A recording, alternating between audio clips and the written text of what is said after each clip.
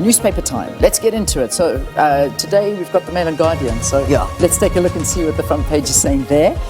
It says that the first one, seeing the light from coal mines to solar farms. That's an interesting one. So looking forward to actually delving into this piece that they've got there, because that's always been one of the very big problems, is the death of coal mining, what happens to the community. So that's a big a focus that they've got there.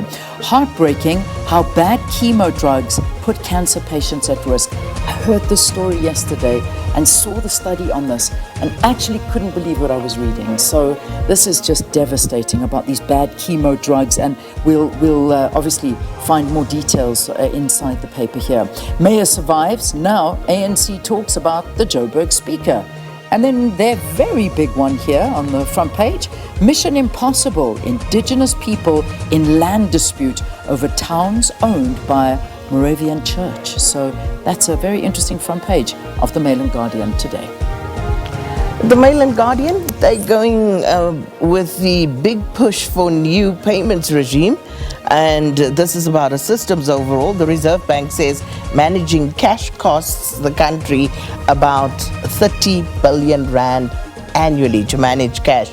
And the Reserve Bank is pushing for an overhaul of the country's payments regime, with non-banks set to enter the clearing and settlement system in a move that will see the hegemony of the traditional banks further challenged by fintechs. And then soaring price of yellow metal, that boosts foreign reserves by 7 billion rand. DA issues ultimatum over the axing of Whitfield. The government of national unity has been shaken by President Ramaphosa's dismissal of the DA's Deputy Minister of Trade, Industry and Competition, Andrew Whitfield, for what the DA leader and Agriculture Minister John Steenhuisen believes has no legitimate foundation. Also, the rail green shoots lift to Gala output, and a sports story, green and gold is everything to me, says Chituka.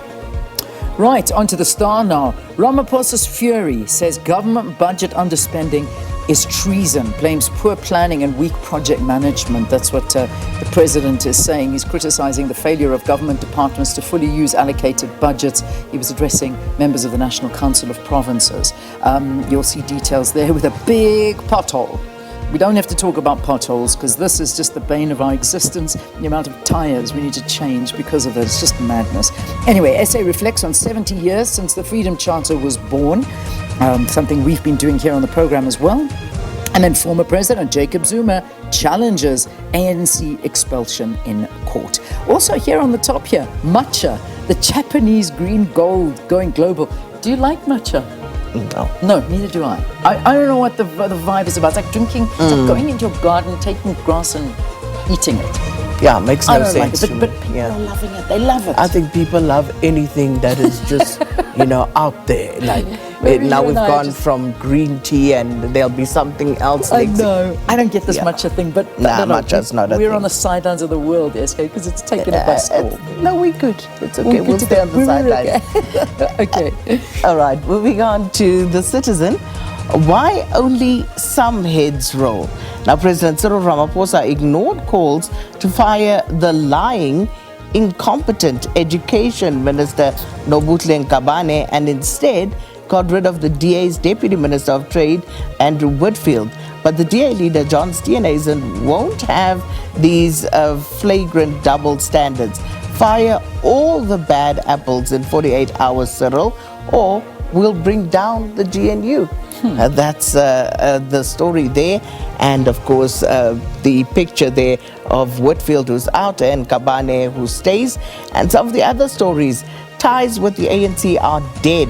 Mashaba, that's the relationship has broken down, and we'll hold the party accountable from the benches, says Action SA leader. All right, quickly into the front page of the Sowetan. A fresh bid to ask Danny. That's their big story. 4 SAFA regions draw daggers with a proposed motion to suspend association's president over his fraud case, and rivals seek to prevent Jordan from chairing Congress tomorrow and to press for limiting of presidency terms. Whitfield sacking, a calculated political assault on the DA, with John Steenhuisen next to that quote. And Noordgesig SGB unhappy with Inspector Suspension and Stars Toast SMAG Youth Month Edition.